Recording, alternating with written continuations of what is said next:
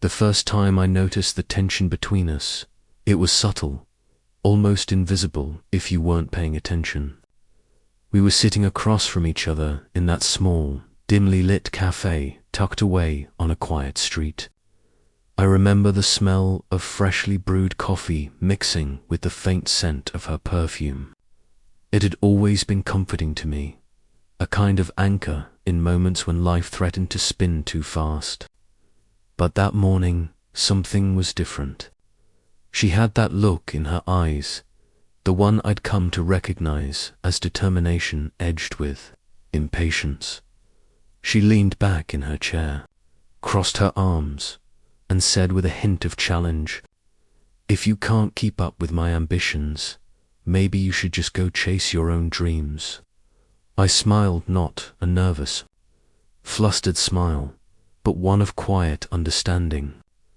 "Funny you mention that," I said, letting the words hang between us like a dare. The cafe was bustling, but the world seemed to shrink to just the space between our chairs. Around us, strangers were immersed in their conversations, spoons clinking against ceramic cups, the occasional squeak of a chair, but none of it penetrated the bubble of tension that had suddenly enveloped us. Her friends were nearby, laughing at something one of them had said, but I could see her eyes flick to me, almost daring me to react. I picked up my jacket and bag, my movements deliberate. I could feel her gaze burning into me, thinking I was joking. She had that confidence that most people spend their whole lives chasing, an energy that drew people in, even when it intimidated them. But I was done playing small, done trying to fit into the edges of someone else's dreams. I wanted my own space, my own momentum. As I walked out, the cold air hit me, sharp and invigorating, snapping me into clarity. I could hear her friend's laughter fade behind me, her voice calling out, but I kept walking.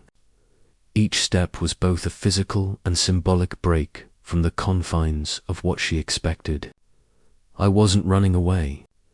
I was moving toward something bigger, something undefined but essential. The streets felt different when you're aware that someone is watching you. I imagined her following my path with her eyes, trying to predict what I'd do next. I pictured the realization dawning in her expression when she understood I wasn't joking, that this wasn't a fleeting tantrum, but a calculated move, one that might change everything. I wandered through the city, my mind replaying every conversation, every subtle remark that hinted she wanted more than I was willing to compromise.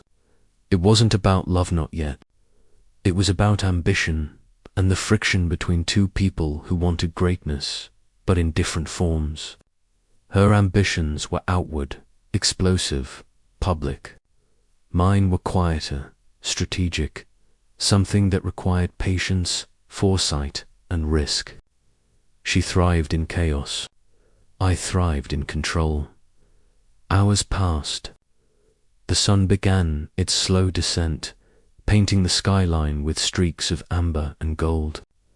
I found myself on the edge of the city's tallest rooftop, a place I'd discovered years ago when I needed solitude. From up here, the world was vast but not overwhelming. It was a perspective I cherished. And today, standing on that edge, I felt a surge of possibility that eclipsed any fear. I reached into my bag and pulled out the folder. I had kept close for weeks, the contract, the opportunity that could redefine my path. Signing it would mean committing to my vision, stepping into a life where I wasn't defined by anyone else's expectations. My hands trembled slightly, not from fear, but from the weight of the decision. Every heartbeat echoed the tension that had begun in that cafe hours ago. I thought about her, again, how she'd react, how she'd feel. Would she understand? Would she see it as defiance, or would she recognize the same fire in me that she cherished in herself? Love had always been our connection, but ambition? Ambition had been our battleground. As the sun dipped lower, painting the horizon in fiery hues, I finally opened the folder and reviewed the terms. Every clause represented risk, potential, and a future that neither of us could fully predict. But standing there, I felt clarity. I was ready to claim my space, ready to prove that I could be as bold as she was, just in my own way. And somewhere below, I knew she was watching, waiting for me to falter, to retreat, to prove that I couldn't match her pace. But I didn't falter. I didn't hesitate. I was ready to leap not off the rooftop, but into the future I had been crafting quietly, relentlessly, for years. The days after that rooftop moment were a blur of motion, strategy, and quiet intensity. I threw myself into the project that the contract represented, the one that had the potential to alter not just my life, but, perhaps, the trajectory of ours together. Every morning, I woke before the city stirred, my mind already running through calculations, scenarios, contingencies. The world outside was waking slowly, unaware of the storm building in my life, unaware that ambition and love were colliding in ways no one could predict. She tried to reach me first with calls, then with messages, each one escalating in tone, curiosity and frustration. "Are you serious?" she asked in one, the words heavy with incredulity. "Do you even realize what you're doing?" I didn't respond immediately. Part of me wanted her to see that this was not a reactionary decision, but a deliberate one, a choice I had made after long nights of reflection. And the other part of me, part of me wanted to see her realize that our paths, while intertwined, were not the same. I moved through meetings and negotiations with a laser focus. Every contract clause, every partnership discussion, every financial projection, it all demanded precision, attention, and sometimes ruthlessness. My mind became a battlefield of logic and emotion, the kind of tension that both drained and invigorated me. I knew she was watching, tracking my every move through the digital breadcrumbs she so carefully left behind. I could feel her skepticism even across the physical and virtual distance. But ambition is contagious. In this intense period, I began noticing the subtle ways I had grown not in arrogance, but in clarity.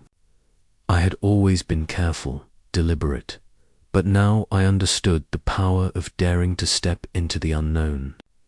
Every risk I took, every calculated gamble, was a conversation with the future I wanted.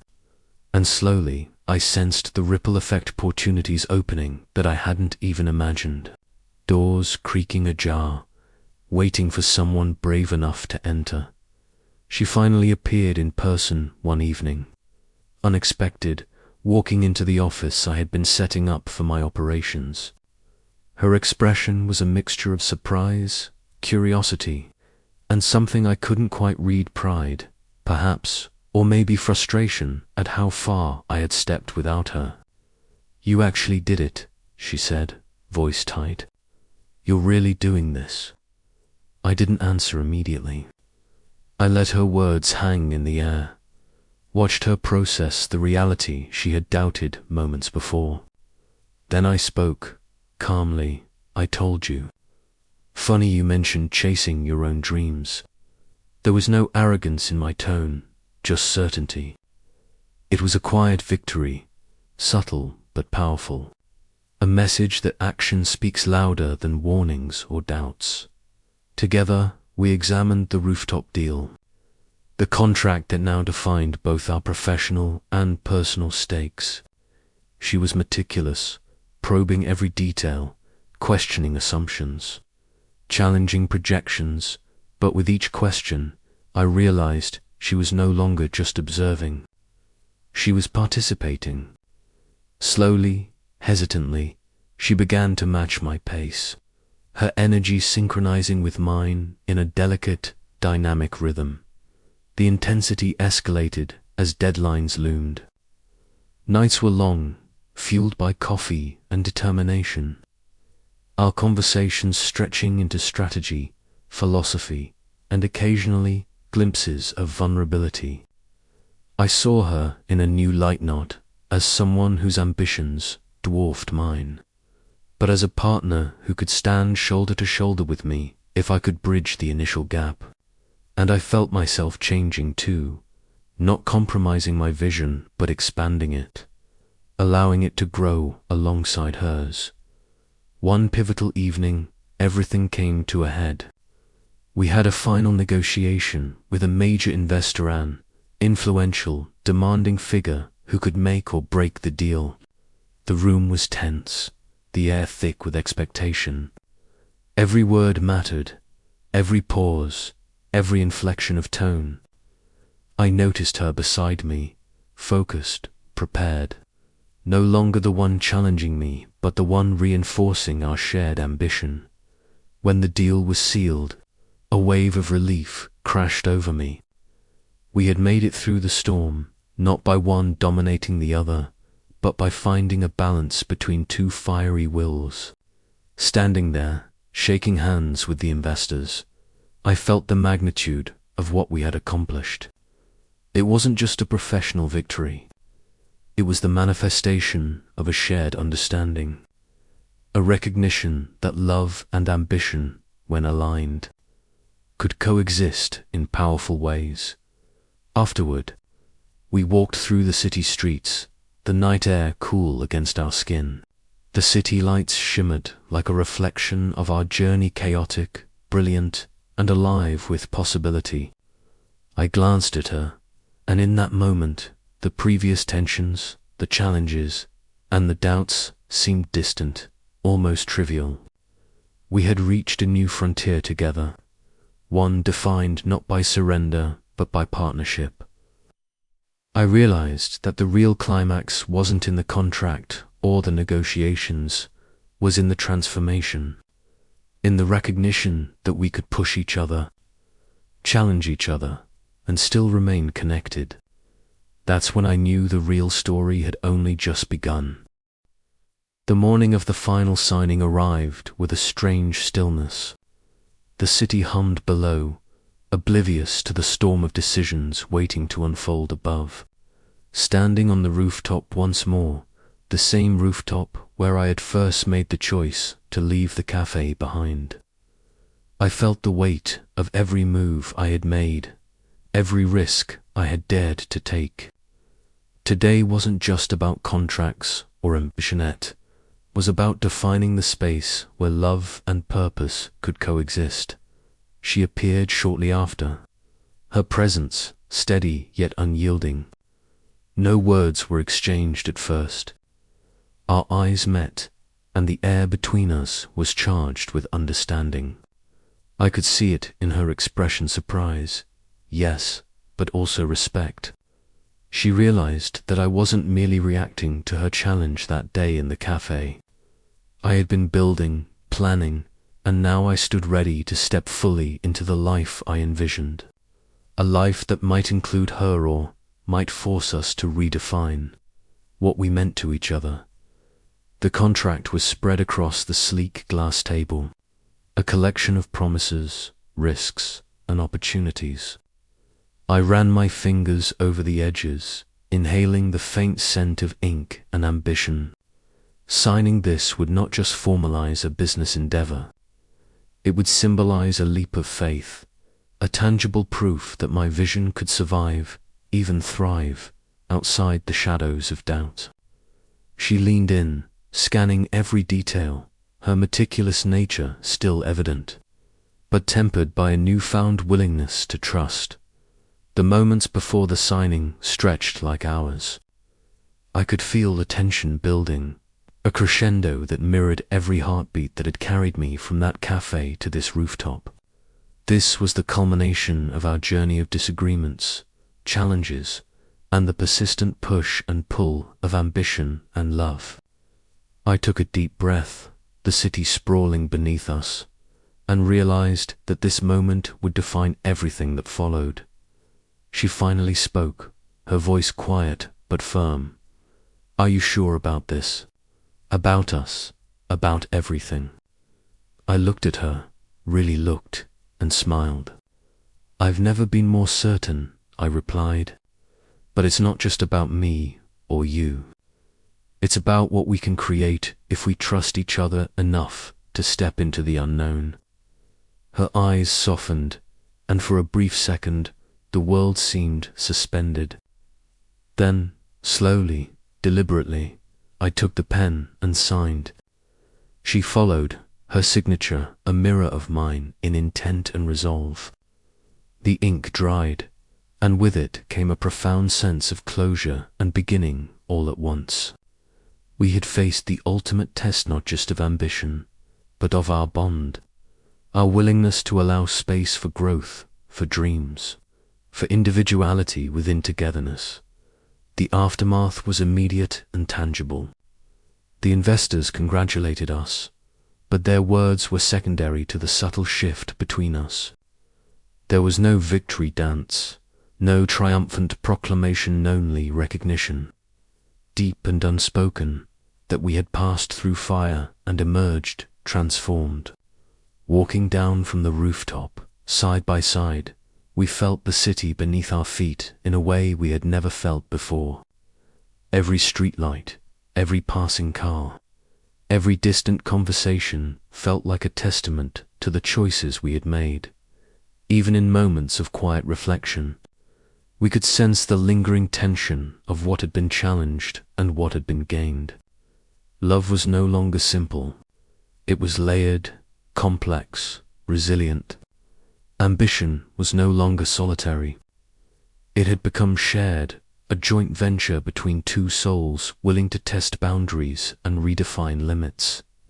Later that night, as we looked out over the city from our shared apartment, the first one we had both claimed equally, not out of possession but out of mutual respect, realized that the real climax had not been the contract, nor the negotiations, nor even the rooftop confrontation. It had been in the transformation of us, individually and together. The journey had reshaped the way we approached risk, trust, and intimacy. We laughed softly, reminiscing about the café, the challenge, the disbelief in her friend's eyes when I first left. It seemed almost absurd now, how something so small could have triggered such a monumental shift. And yet, that moment had been necessary. Without it, we would never have discovered the strength in our separate ambitions or the power in our shared commitment. As the night deepened, we sat in silence, letting the city lights wash over us, contemplating what the future might hold. There would be more challenges, of course, more tests of patience, courage, and love. But for the first time, I felt a deep certainty that we could face them not in opposition, but together, each of us fully aware of our own dreams while supporting the others. And in that stillness, the final realization crystallized. The true victory was not in winning the argument, conquering the contract, or proving a point. It was in understanding that love, ambition, and respect could coexist in harmony, shaping a life that neither of us could have created alone. From the cafe to the rooftop, from doubt to shared vision, we had written a story of transformation, one that would resonate far beyond the boundaries of a single moment, a single challenge, a single day.